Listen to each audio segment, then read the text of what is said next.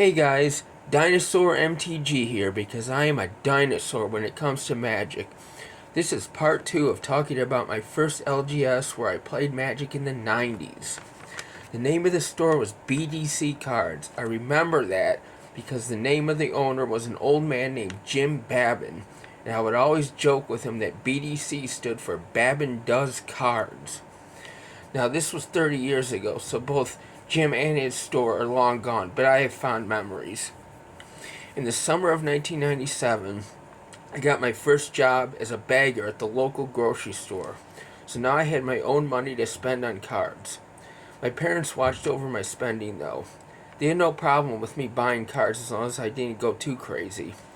I was also able to play in more tournaments. If you remember from part 1, my parents would only pay for one tournament a week. So, this was 1997. Widespread internet coverage, YouTube videos, and the such didn't exist back then. We had Scry Magazine and Inquest once a month to update us on the game.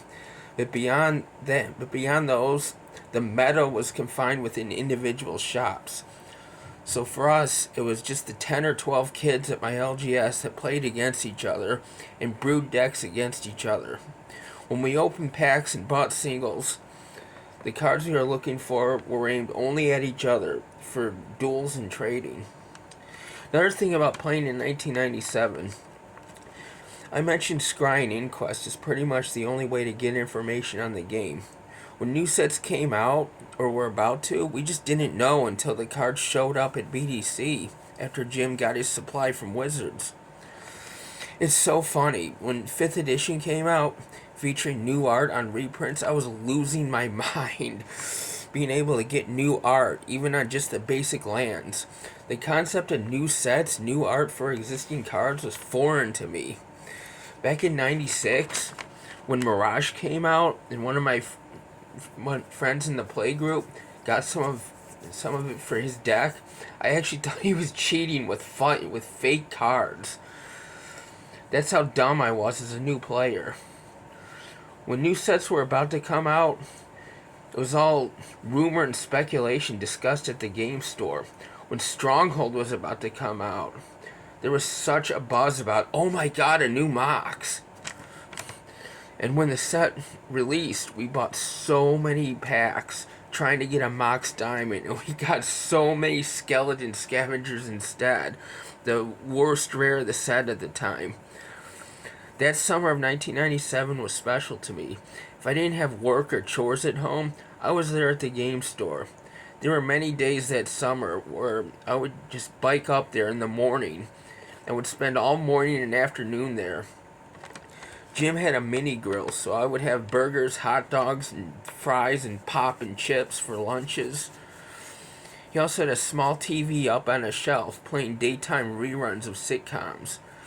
I would just chill, eat my food, flip through his binders, admiring the cards. Remember, this was 1997, so he had tons of Alpha, Beta, Unlimited, Arabian, Antiquities, Legends, Dark, and all the other sets that existed then. Those summer mornings and afternoons, it was usually just the two of us in there. He would maintain his business while I just chilled. The other kids would usually just be there for the tournaments. Still to this day, that time is stuck with me. When I have time off from work now, I flip through my own binders of old cards while eating and watching 90s sitcoms on streaming. In this summer on occasion, I will bike up to where BDC cards used to be, just reminiscing. And stopping there on my way to my current LGS to buy cards. So, this is my story on my first LGS. Did you play Magic in 1997 at your local LGS? How was it? Let me know in the comments. Until then, keep playing Magic as Richard Garfield intended.